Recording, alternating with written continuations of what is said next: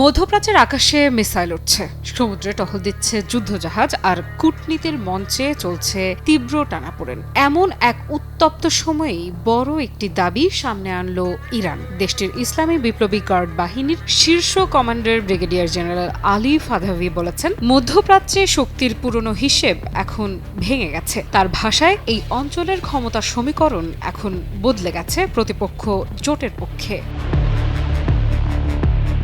এক বক্তব্যে ফাদাভি বলেন, সাম্প্রতিক সংঘাতে ইরান ও তাদের মিত্ররা শত্রুদের ওপর যে আঘাত হেনেছে তা পুরো অঞ্চলের বাস্তবতাকে নতুনভাবে সাজিয়ে দিয়েছে। তার মতে, এটি কেবল কয়েকটি সামরিক হামলার ফল নয়, বরং দীর্ঘ সময় ধরে তৈরি হওয়া এক শক্তির ভারসাম্যের পরিবর্তন।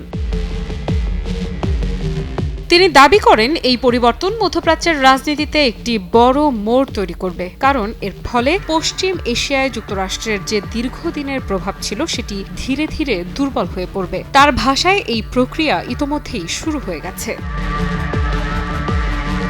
ফাদাভি বলেন, ইরান আবারও তাদের শক্তির প্রমাণ দিয়েছে। তার দাবি, দেশের সশস্ত্র বাহিনী এখন এমন এক অবস্থানে পৌঁছেছে যেখানে তারা শুধু নিজেদের প্রতিরক্ষা নিশ্চিত করছে না, বরং শত্রুদের ওপরও কার্যকর পাল্টা আঘাত হানতে পারছে।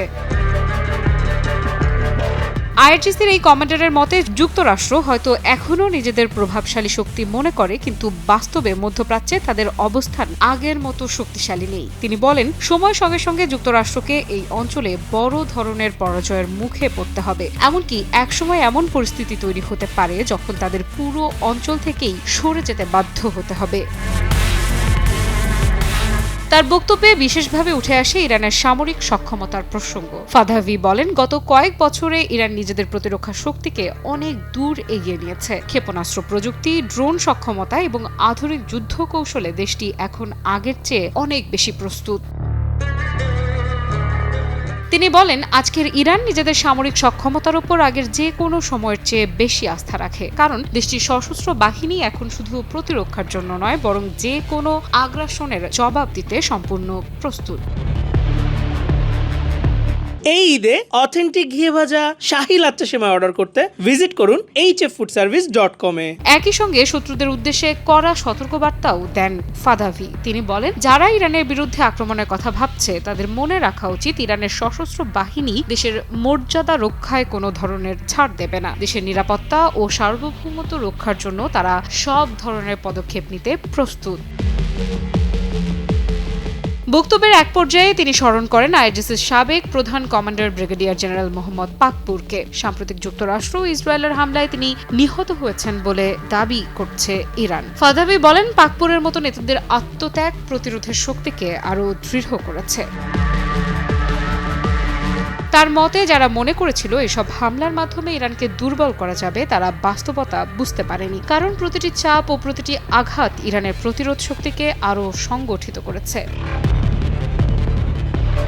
বিশ্লেষকদের মতে, ইরানের এই বক্তব্য শুধু সামরিক শক্তির প্রদর্শন নয়, এটি একটি বড় রাজনৈতিক বার্তা, যেখানে তেহরান বোঝাতে চাইছে মধ্যপ্রাচ্যের শক্তির ভারসাম্য ধীরে ধীরে নতুন এক বাস্তবতার দিকে এগোচ্ছে।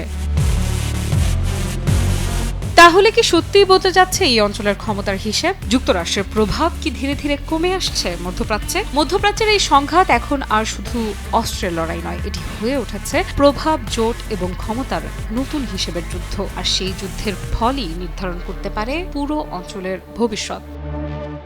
আফরিদা ইফরা, নিউজ 24।